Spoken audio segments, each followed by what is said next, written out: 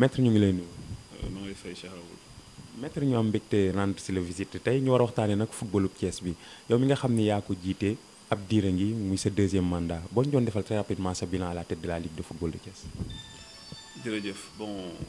maa ngi nuyu waa Thiès di nuyu monde sportif thiessois bi di nuyu aussi ñëpp ñuy seetaan seen site Thiès Média. En fait ça fait 3 mandats maa ngi sama 3e mandat au niveau de la Ligue régionale de football de Thiès 3e et dernier mandat parce que même 3e bi pratiquement on m'a tordu le bras pour ma accepter ko parce que football de Thiès moo ko soxla woon. J'avoue que c'est un bilan boo xam ne c'est satisfaisant mais c'est pas un bilan reluisant te bilan activité Ligue régionale boo koy xool da nga koy saytu à 3 niveaux. Premier niveau bi mooy le bilan sportif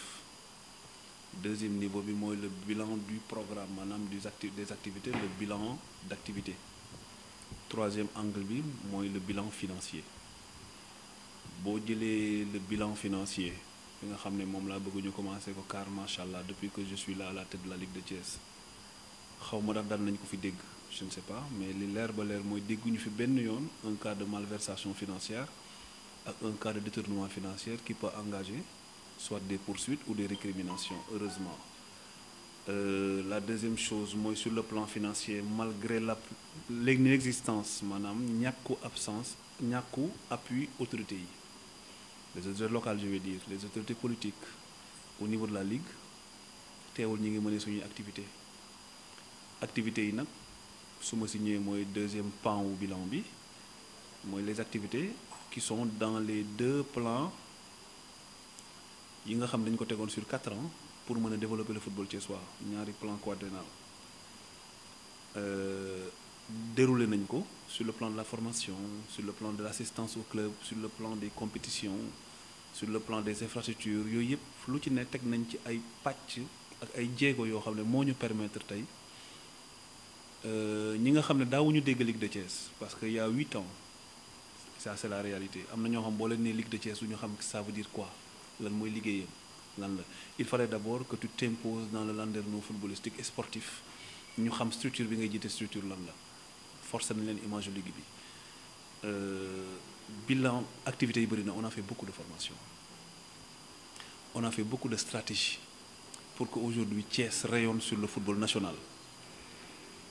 loolu dafay tax ma glisser sur le bilan sportif parce que c'est vrai am na ñu koy dingat mais les faits sont têtus la vérité aussi elle est têtue man balaa may jël liggéey bi 2009 trophée majeur waxuma trophée parce que trophée y en a à tous les coins de rue trophée majeur mi ngi fi gëj 63 avec l'USDN l'Union Sportive Dakar Niger devenu l'US Rail entre-temps c'est des coupes du Sénégal de catégorie jeune moo fi dugg ak benn yoon parlement donc ça veut dire que Thiès n'a rien gagné de trophée majeur de 63 à 2009 on a accepté que ñun ñoo jël ndaare ji Sénégal ñu ne ñun kat ñooy ndaare yi ñun ñi di xoolante suñu biir toog fii di réunion ñun ñooy ndaare yi Sénégal parce que jëlatuñu tous fu ñu wootee ñii ndara gañe maanaam jotaayu mag ñi jotaay ñiy gañe kenn du ci dégg Thiès nañ nangu di ñooy ndaare gars yi nag ndaare day dem jàng ay leçon ndaare day dem nafar ndaare day teg ay pexe yoo xam da koy jëlee ci ndaare bi puus ko tuuti ci kanam waaye nag doo nekk ndaare tey nga ne suba damay nekk pay mënta nekk on ne peut pas joindre les deux extrémités en un temps record ñu ne yan jéego la ñuy teg ba yeeg jóge ci suuf yéeg ci kaw ñu jàpp ni war nañ doxu kàkkatar doxu caméléon doxu kàkkatar nag ñi am xel boo leen ko waxee du ñu jàpp ni mooy dox bu yéex déedéet mooy dox bu wóor kàkkatar ñi am xel bu ñu koy xool muy dox du ñu xool yéexaay ba xam nga lu ñu ciy gis kàkkatar day teg benn jéego jàpp teg ba mu dëgër mu wóor lii jàpp na ko mu teg beneen jéego jàppaat ba mu dëgër mu tegaat beneen jéego loolu mooy doxu kàkkatar mais doxu kàkkatar du yéexaay bi ñun nag Ligue de Thiès ñu ne comme ñun ñooy ndaar dañ doxu kàkkatar mais dox bi nu muy demee ak fan la ñuy jaar ci lañ teg le plan quadriennal développement du football am na ñoo xam ñi ngi dund ba tey bi ñu tegee plan bi réfléchir ko acteurs yu bëri football yu bëri bokk ci tout le monde était impliqué tout le monde même ñi nga xam ne jàpp nañ ne seen yoon nekku da leen a woo ne ñëw leen wax lu ngeen ci xalaat parce que football dafa bëri ay ramifications te c'est la démocratie gars yi toog naal le plan quadriennal développement du football 2009-2013 ñu jàpp ni plan boobu plan wu njëlbeen la mais 2013 2017 bi moo waroon fouetter le football thiessois déjà à l'horizon 2013 coupe yi commencé ñëw on a dit tiens il faut que ñu fouetter davantage ñu fouetter bi ñu eggee 2017 amul benn trophée boo xam ne Sénégal teg nañ ko fi benn trophée quelle que soit la forme de football façon bi ñuy footballu jigéen footballu góor cadet ndaw mag jigéen ndaw te duggul Thiès la région de Thiès n'a jamais été champion du Sénégal pour la première fois ñu nekk ko avec Jambar la région de Thiès n'a jamais pris la coupe de la ligue de football professionnel ñu jël ko jëlaat ko avec le stade de Mbour et avec déjà Jambar puis avec le stade de Mbour région de Thiès gëjoon na jël coupe du Sénégal ñu jël ko jëlati ko en senior je te dis ba mu nekk léegi trophée boo xam ne day doxantu Thiès foot féminin kenn xamuloon ne sax Thiès am na jigéen yuy football ñu jël trophée bi jëlaat ko tollanti ko ba yenn régions yi commencé naan mais pourquoi Thiès di gagné phase nationale catégorie jeune on prend ça tout le temps il y a 4 fois la fi am 4 éditions Thiès moo jël 3 éditions yi alors nawetaan bu ñu demee phase nationale aussi les clubs de Thiès gagnent les ASC de Thiès ci la gars yi commencé duñu laaj ñu leen ca plan de développement ba bu ngeen fàttalikoo on avait dit que ne bëgguñu à l'horizon 2013 gis ci banc de touche benn équipe parce que c'est le début des maux en réalité c'est les principales causes d'échec bëggatuñu gis ci banc de touche équipe ab nit toog fa di joxe xam-xam wala tàggat xale yi te fekk amul formation amul diplôme les gens ne nous prenaient pas au sérieux quand on leur disait que en 4 ans on va former 600 initiateurs à raison de 150 initiateurs de football par année les gens ne nous prenaient pas au sérieux bi ñu paree en 2013 quand on a fait le bilan on s'est rendu compte qu'on avait formé 621 initiateurs donc 21 de plus ça a permis à toutes les ASC de la région de pouvoir les clubs aussi dans toutes les catégories de pouvoir compter sur des gens formés pour qu'ils ne cessaient pas au métier d'entraîneur mais ñu chevronné ñëw commencé jàngal xale yi loolu tas ñu ne léegi comme taille bi large nañ dem premier deuxième degré ñu formé waat def ay stage de mise à niveau def ay stage d'accompagnement def ay stage ponctuel bu ñu jógee Coupe d'Afrique Coupe du monde ñu ñëw def le bilan de cette compétition xool les enseignements de la compétition dama lay jox benn exemple keroog damay waxtaan ak benn waay boo xam dafa nekk en France laa la wax de waxuma la Sénégal mu ne ma le débat actuellement c'est le système dans un triangle de récupération avec une pointe basse c'est-à-dire les gens se mettent maintenant trois milieux de terrain devant la défense mais la pointe elle est basse parce que France pointe haute lañu doon jouer ñun Thiès on a dépassé ce débat-là vers les horizons 2012 avec Mamoussa Cissé quand il a commencé à amener ça les gens disaient que les équipes de Thiès jouaient avec 3-6 mooy ñu xamul football quoi alors que c'était un triangle de récupération en phase défensive un triangle offensif en phase offensive mais avec pointe basse da daan tax densité bi ci kaw la daan nekk et cetera c'est des explications loolu nag leen daan surprendre yenn équipe yi fii au Sénégal trophée yi commencé dugg Thiès mais les gens ne comprenaient pas ça c'est un aspect le second aspect mooy man bi ñu ma falee président de la Ligue j'ai brisé les vestiaires des clubs dama daan dugg bisu Jàmbaar di voyage ak ñoom di xool dans quelles conditions ils voyagent dans quelles conditions ils préparent leur match avant le match qu'est-ce qu'ils se disent quel est le comportement des dirigeants avant le match vis-à-vis de l'équipe après le match à la mi-temps pour pouvoir recadrer j'ai voyagé en Ndiaga Ndiaye avec des clubs gaare sama oto wala jox ko kenn mu topp équipe bi man ma dugg ci biir Ndiaga Ndiaye bi pour xam et c'est la somme de tout ça moo tax tey ñu mën a xam nu ñuy orienter fu bi ak fi ñu koy teg moo tax quand j'ai pas voulu d'un troisième mandat les gens me disent non tu restes pour qu'on parachève ensemble chacun à la station où il était ce qu'on est en train de faire pour que vraiment bu ñu eggee 2021 footballu Thiès jëm kanam ba faw parce qu'on a des défis surtout sur le plan des infrastructures qu'il faut sauvegarder et sécuriser. sur ce plan là sax muy plan infrastructure yi nga wax yaa ngi fenqaloog lu ci bari sax maire yi nekk fii ci biir diwaanu Thiès. mais tout à fait xam nga Cheikh ñun yàlla dimbali ñu contre ñu kenn du ñu ragal kenn ginnaawam tamit parce que du suñu juddu du aussi suñu destination professionnelle ni destination mandat bi ñu jox Thiès kenn moomu ko Thiès yu ñëpp a ko bokk. bu ñu toogee ba doomi Thiès pour ñu football championnat dañuy dem Mbour jéegaani ay terrain siiru ji ay terrain parce que siiru la ça pose problème bi nekk à 2 niveaux benn bi di état du Sénégal benn bi di ñi yor suñu culture locale biir Thiès ñu songu d'abord état bi ne leen Lat Joor waxtaan ak ñoom tegal leen argument en fait et en droit expliquer leen argumenter ba tey état bi d'accord ni dafay defaral Lat Joor ba d'accord ni Lat Dior mooy nekk le deuxième stade du Sénégal te dès que mu pare dañuy tëj stade Léopold Senghor pour que les équipes nationales di recevoir à Thiès ñu nekk ci dégg naa nag rumeur yu bëri wax ñu bëri ci stade Lat Dior mais li may wax Thiès waay waxu média laay wax parce que je suis en face d'un médium Lat Dior plan bi ni muy doxee mi ngi koy dox mi ngi suivre cours normal am et le temps de passage est bon actuellement boo fa demee di nga fekk ñu engazonné ba gazon bi mi ngi commencé génn dafa fekk ne nag mënoo toog sa taatu garab waa ji dem jàngi ni ñuy defaree stade ñëw di defar stade dam ngay vérifier mu méngoog li ñëpp d'accord ni noonu la ñu war a defaree yow nga ne warul demee noonu parce que dama ko yàkkamti mi ngi mel ne tey nga toog jox sa jabar milliard ne ko toggal ma añ mu rusi yàpp bi nga ne ko yekkal milliard nga joxe de waaye doo lekk ndax pareegul kon nag jarul yàkkamti jarul précipité Lat Dior bu paree incha allah au plus tard en 2019 c'est-à-dire dans 14 mois muñ nañ grand 10 ans presque on a enduré 10 ans 2006 ba léegi amuñu stade je vais même dire 2003 bi ñuy tëj Lat Dior pour le programme 44-44 nañ muñ 14 mois 15 mois jot suñu bijou dem ci état bi réglé na ko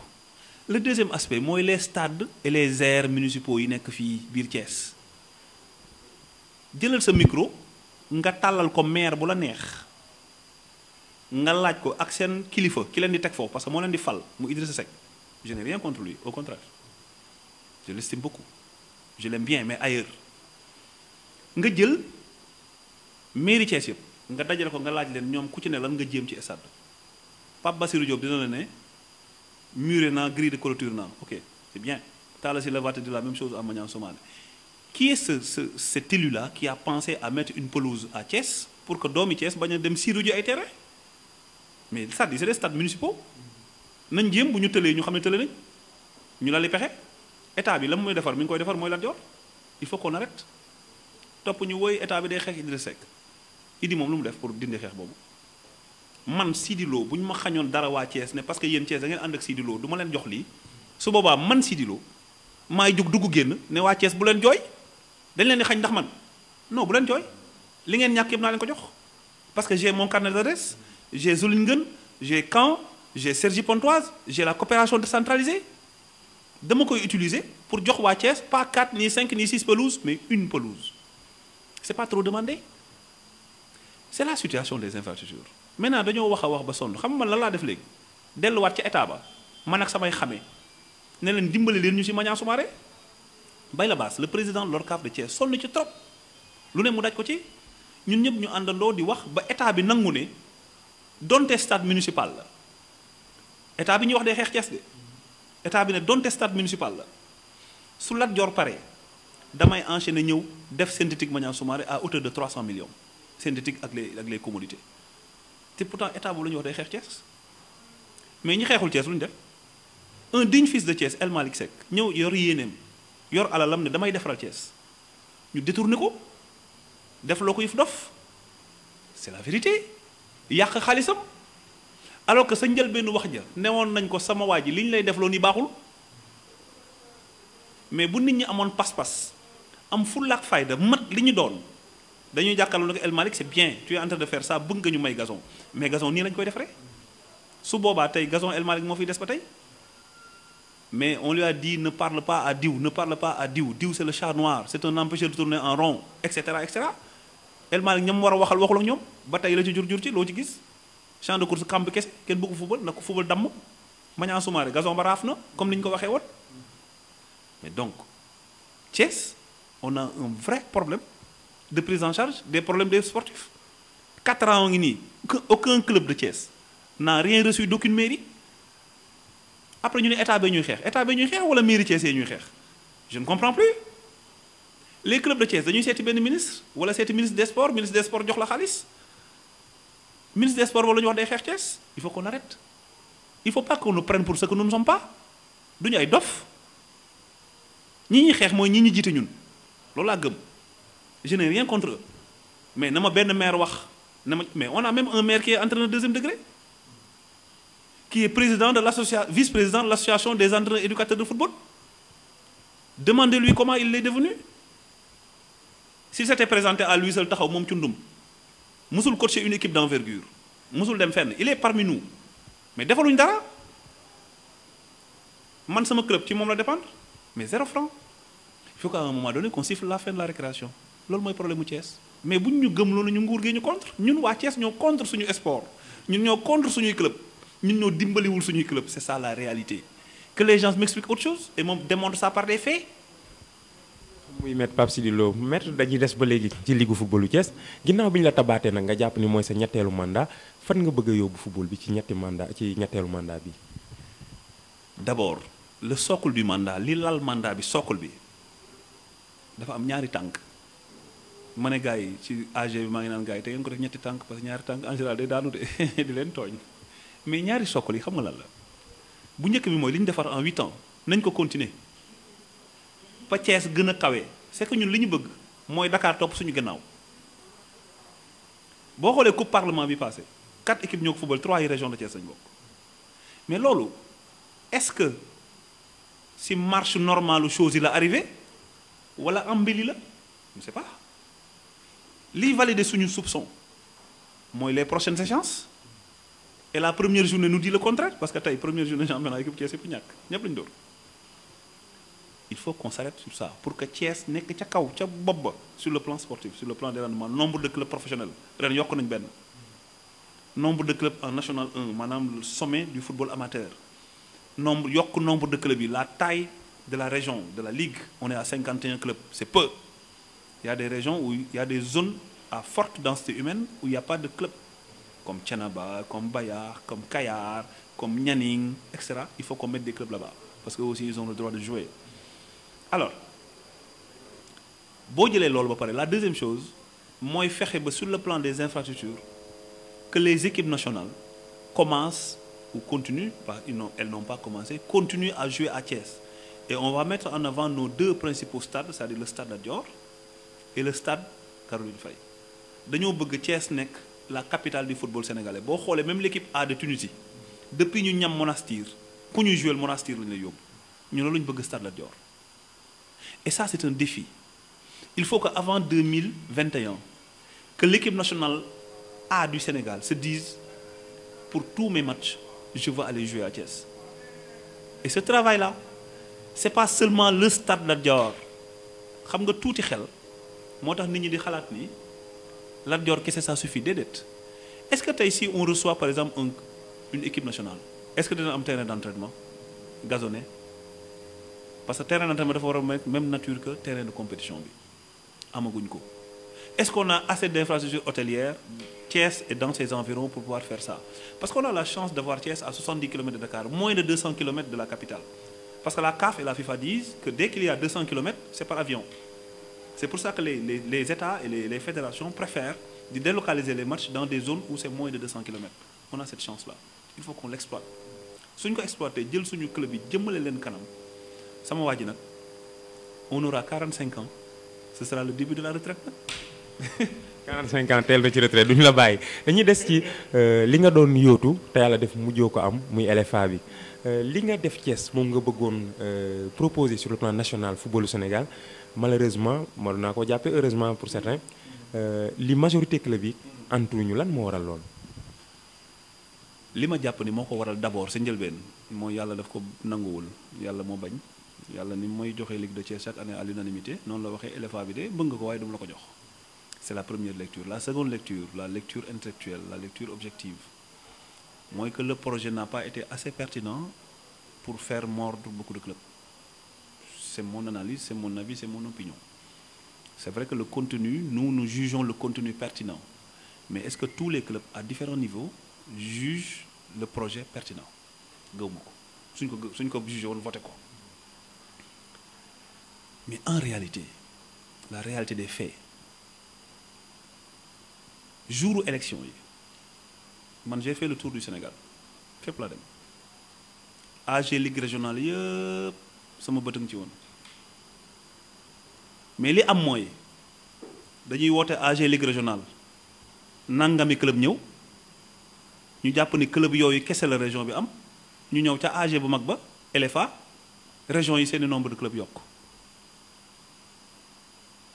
waa si ñu jóg ne ñoom d'accord uñu parce que ñoom région bi ñu nekk mi ngi mel ni tey Thiès 51 clubs ñu ñëw AG fédération Thiès bëgg nekk 60 clubs waa Thiès jóg ne non ñun amuñu 60 club on a 51 club ces clubs là yi ngeen ñu wax ne ñun si ñun lañ bokk bokkuñu si ñun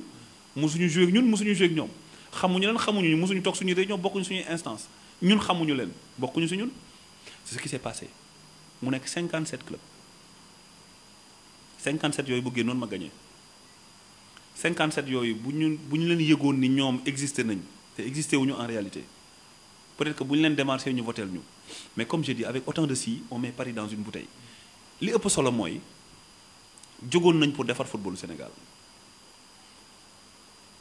proposer club yi lu bari loo xam ne dafay toucher c'est des réformes en profondeur du football sénégalais c'est des réformes en profondeur qui allaient lancer à jamais le développement du football sénégalais à l'interne parce que l'équipe nationale du Sénégal je le répète c'est une embellie c'est un oasis dans le désert boo jëlee football Sénégal football local waruñu am équipe nationale bu ni toll boo jëlee ce qu'on dépense pour le football local waruñu am équipe nationale bu ni toll boo jëlee comment les clubs vivent au Sénégal jusqu'à présent au Sénégal les clubs s'entraînent torse nu les clubs voyagent en Ndiaga Ndiaye pour avoir des licences c'est des quêtes les clubs font la calebasse di wër di ñaan xaalis pour mën ci génn et on se dit premier pays africain de football et on n'a pas honte on est premier en Afrique mais grâce à l'équipe nationale derrière c'est le désert loolu nag la ñu bëggoon corriger pour que suñu football réellement suñu football local domine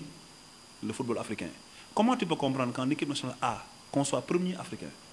et qu'en équipe nationale locale premier tour on est balayé il y a problème et ça ne dérange personne et on dira c'est normal vous savez ceux qui disent c'est normal c'est ceux qui se suffisent du peu Cheikh Raoul mënuma tere ku yor gémmiñu biiru ginaar cof-cofaat doyal mënoo ne nam waa ji tamit ne bon je me suffis du peu premier tour je me suis fait éliminer par la Guinée j'ai gagné à l'aller on m'a gagné au retour c'est parfait c'est bon on ne peut pas lui interdire ça mais Sénégal nag war nañu mën a toll foo xam ne Cheikh Raoul dañuy jëli CHAN bi boo jëlee CHAN ba pare nga ne mën naa jël CAN mais CHAN mënoo fa qualifier nga bëgg jël CAN mën na nekk parce que on a la chance d'avoir des expatriés yoo xam ni yàlla mën loo na leen la ñu mën on a aussi au niveau de l'encadrement de l'équipe nationale des gens yoo xam ne ñu ngi jéem di góorgóorlu tu prends un Lamine Diatta c'est le cerveau de l'équipe nationale équipe nationale booy gërëm réussite gërëmal Lamine Diatta la mu fay liggéey en tant que manager coordonnateur liggéey boobu moo fay ce qui a mordu mais sur le plan football local on ne mérite pas d'aller en coupe amicale Cabral c'est la vérité mais suñu liggéeyee suñu football dinañ mën a dem mais il faut qu'on se dise la vérité les yeux dans les yeux ça ne va pas aujourd'hui 14 régions lañ 3 régions ñooy joué en cadet daaw jee 4 la woon kenn ki joué tul mu des 3 y a qu'à à Saint-Louis à Thiès à Dakar où on joue chez les 17 ans et moins ça veut dire que dans les 11 autres régions du Sénégal quand tu as entre 14 ans et 17 ans monsieur tu ne joues pas au football et personne ne s'occupe de toi alors que celui qui doit s'occuper de toi a reçu une délégation de pouvoir de l'État du Sénégal qui lui a dit fexeel ba sénégalais bu nekk fu mu mënti nekk Sénégal ruq bu nekk xam nga sànq nee naa la am nay fenn ruq yoo xam ne nañu fa créer club fexeel ba ruq bu mu nekk Sénégal at bu mu am ak mode de football bu mu bëgg football mooy football à 11 footballu ñu gisul footballu plage footballu salle ñooñu ñëpp fexeel ñu football ndax état man la waroon jébbal naa la ko matale wu ko loolu lañu bëggoon matale ba pare koppari football bi ñu jox ko football bi loolu yëpp lañu bëggoon matale mais ça n'a pas marché on va revenir. mais mën nañoo jàpp ni bu 4 ans yii ñii ñu fal jeexee Pape Sidi dina ñëwaat gën a defar projet bi comme ni nga ko waxee jëm a atteindre tamit le maximum de clubs possible dont sax yi ñuy tuddee fictif entre guillemets. exactement c'est pertinent xam nga le projet c'est un projet commun xëy na dans 4 ans Thiès waay ak yeneen gars yi nga xam ne ñoo àndoon teg projet bi xëy na ñu waxal ma ay Thiès waay ñu demaat mais tamit mën nañu ne Cheikh Raoul kaay jiite projet bi su boobaa tam Cheikh Raoul mooy dem c'est pour te dire que ñun dafa am façon bu ñuy liggéey lépp lu ñuy liggéey dañu koy waxtaanee juboo ko mais footballu Sénégal defaraat ko duñu ci tàyyi dinañ jéemaat ba saa yu ñu jàppee ni ñun mënuñu ko defar parce que nit ñi wóoluñu ñu soo ko toog mais je pense que am na wax yoo xam ne kenn du ko génnee ci mbedd mais li déterminant trop ci choix boobu du woon affaire développement football leneen la woon. dañ ci déggaatu fii ak jamono dañ koy jeexale président ak CNEPS excellence gi nga xam ni dañ laa fal gu bees muy jox léegi nga jiite club bi yëpp lan mooy say impression wala say sentiment ginnaaw marque de confiance boobu jógee ci say naataangoo yi nekk CNEPS. merci Cheikh xam nga CNEPS c'est ma famille man xaw ma beneen club bu dul CNEPS man CNEPS dama football bàyyi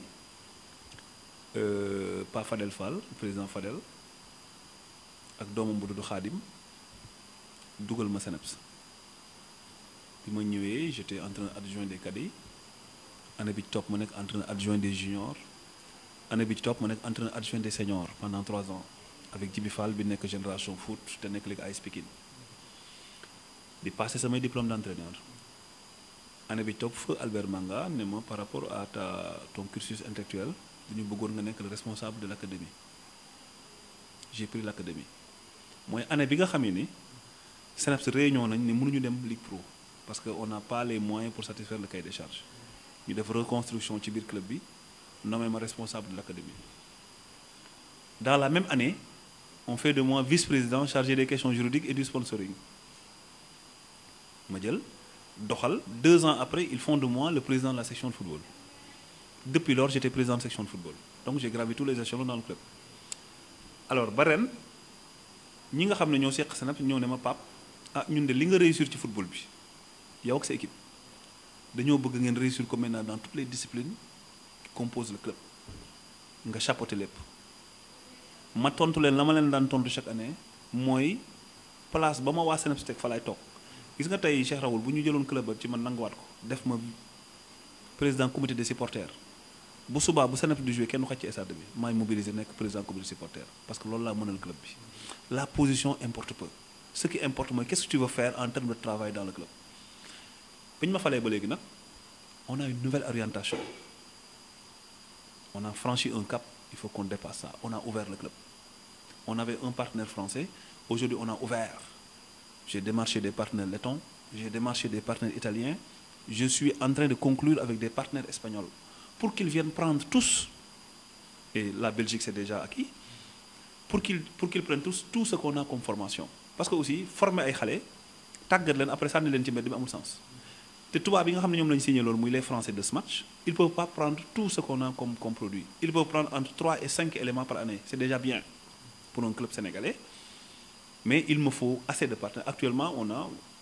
les Italiens qui séjournent chez nous qui sont en train de voir nos gosses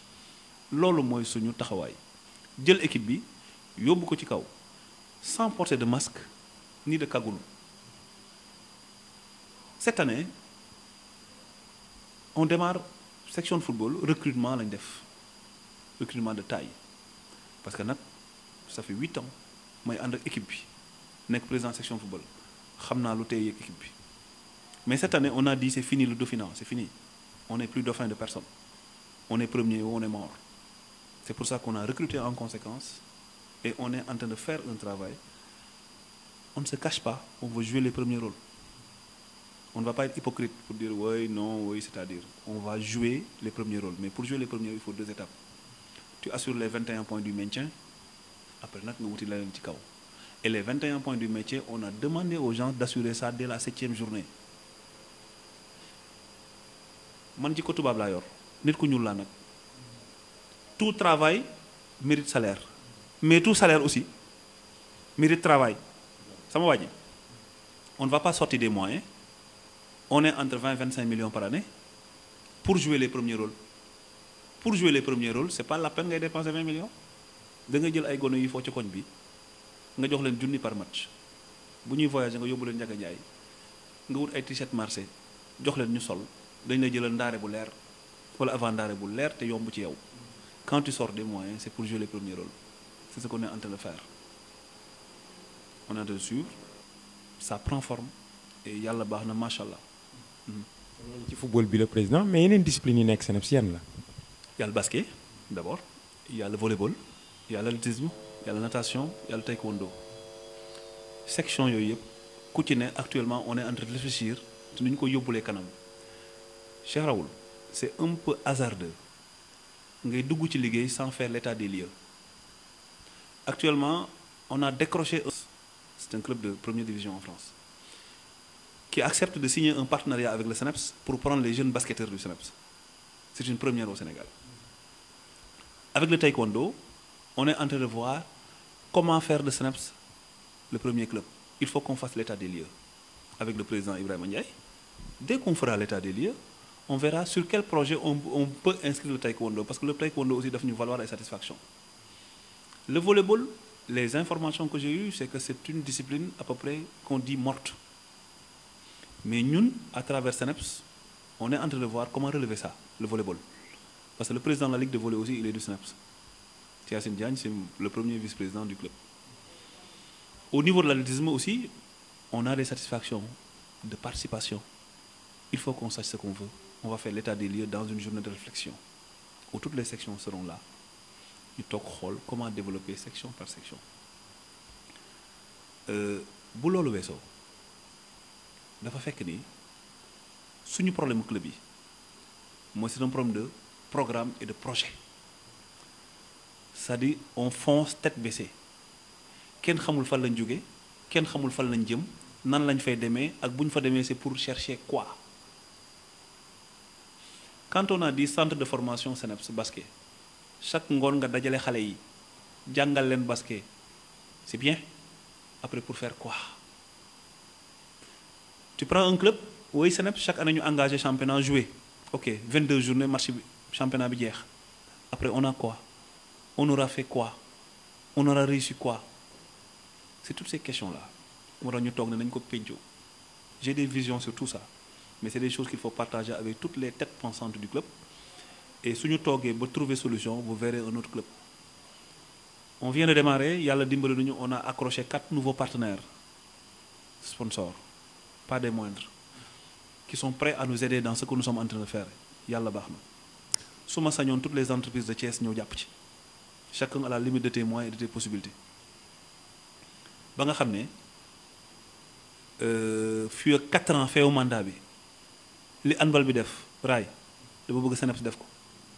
mais dans toutes les disciplines. Wala boog ñu xam ne li ñu yor du club ñu defi leneen parce que aussi au-delà de former des hommes il faut aussi apprendre à ces hommes-là à triompher toujours être devant. Gis nga ndaare du su judd de kenn judduwul nekk ndaare waaye yow yaay defal sa bopp yoonu ndaare te xale yi dès le bas âge dañ leen ko wax.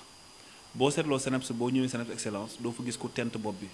doo gis ku rasta doo gis ku def crête ay davala doo gis ku takk jaaro doo gis ku takk chaîne c'est ba dafa am lu ñu leen di tàggatee. Cheikh Rawal dara gënul ñaaw sa néew tëdd say mbokk wër la di la wat pour nga jekk. Dara gënul ñaaw say mbokk wër la nga décédé say mbokk wër la ñu ne dafa am benn jaaro bu ne ci nopp bi kenn mënu koo tekki te amul ko njëriñ. Ñun yooyu la ñuy jàngal xale yi cooy leen di kiiwee dimbali leen ba ñu réussir à l'école réussir dans la vie ci yooyu lañ nekk te incha allah dans quelques années di ngeen gis le changement de paradigme qu'il y a au niveau du CNEPS. Maître Pape Sidy Lo président Ligue football du Thiès di président CNEPS excellence également président lan nga bëgg a wax lu ma la laajul ñu tëjee ko waxtaan bi. Xanaa di gërëm waa Thiès di gërëm sama famille CNEPS di gërëm aussi les souteneurs xam nga Cheikh Raoul dafa am lu am solo loo xam ne man dama ciy bàyyi xel gis nga à commencer par yow mii ak ñu bëri biir Thiès da ngay nekk ci ay programme nekk ci ay projet ñu ñëw yanul la projet bi gën la ko bëgg gën la ci sonn di ci dox di ci wax pour mu sotti defuñu ko pour nga am loo dundale sa njaboot dañ ko def pour yëfu Thiès jëm kanam waa Thiès lu waay yëkkati na ci gis boppam Thiès waa boo gis lu waay yëkkati na ci gis boppam tey benn club Ligue 2 lañu am muy Africa Promo Foot benn bañ dafa war a weex benn bañ kese nga am na weex na ñëpp jàpp ci projet Africa Promo Foot bi ñu jëm kanam bu Africa yéegee Ligue 1 mais keneen yéeg Ligue 2 Raay Basket mi ngi toog depuis 2-3 ans gañewul dara c'est l'une des fiertés de Thiès nañ fexe xool lan la ñuy def ba Raay Basket gañewaat et cetera suñu jëlee discipline par discipline ñu yàgg mais notre problème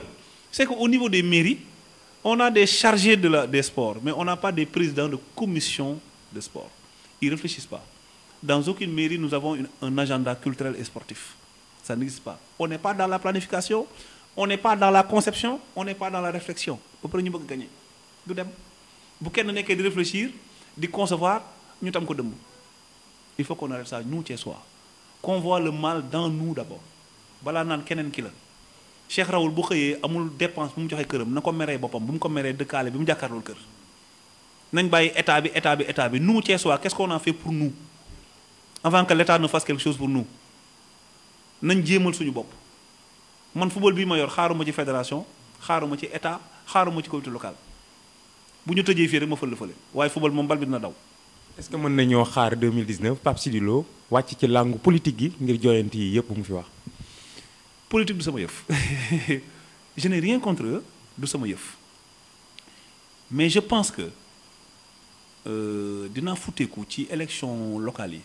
pour jubbanti li metti waa Thiès xaw ma nag nu muy demee xamaguma forme bi mais yàlla dimbali na ma am naa capital sympathie biir Thiès yàlla dimbali na am na ñu gëm li ñu nekk di def yàlla dimbali na te am na Thiès waa yu nangu accepté ni li ñu nekk di xeex nii pour Thiès du pour suñu poos parce que yàlla seetaanuñu gëm naa ni tamit am na ñu jàpp ni parce que je reçois des visites de hautes autorités de ce pays et de la ville et de la région may toog di jokkoo ak ñoom am na ñu gëm ni tamit war nañu mën a indi suñu pierre angulaire à l'édifice de Thiès dinaa ci xar sama tànk tubéy ay élection présidentielle ay élection député man yooyu sama yoon nekku ci mais élection ñu war a jiite Thiès sama yoon dina ci nekk fukk te incha allah fi Thiès waa yi féetee ma gëm nit ñi boo leen jàppalee ñu jëriñ Thiès bañ a jëriñ seen bopp parce que on voit des maires une fois élus ils deviennent riches tout de suite et ça ne s'explique pas amul lenn lu ko expliquer salaire u maire ñëpp xam nañu ko mais ils deviennent riches subitement et gravement hein ñoom seen xaw a riche quoi tout de suite yooyu il faut ñu saytu ko am na ñoo xam ne maire yoo xam ne yàlla daf leen a jekkal balaa ñu doon nekk maire ñooñu taxul ñuy wax yooyu il faut ñu xool ko xool nu ñu développer sportu Thiès boobu dinaa ci dugg dinaa ci am ñu ma ci waxal am ñu ma ci àndal ba ñoo xam ne képp ku bëgg kàddu waa Thiès aussi di nga am loo ñu teg fu leer boo xam ne sport di nga ko fa yóbbu parce que 4 ans sans subvention au sport 4 ans sans dimbali 4 ans sans infrastructure 4 ans sans rien sans aucun programme sportif amul dara boo laajee commission sportive bu mairie centrale ak mairie commune d'arrondissement nga leen quels sont les programmes du sport à Thiès sur l'année 2017 duñ la ko wax 2018 duñ la ko wax xamuñu ko ça ne les intéresse pas il faut qu'on mette des gens qui s'intéressent à ça et qui sont là pour les Thiessois et pour le sport incha allah jërëjëf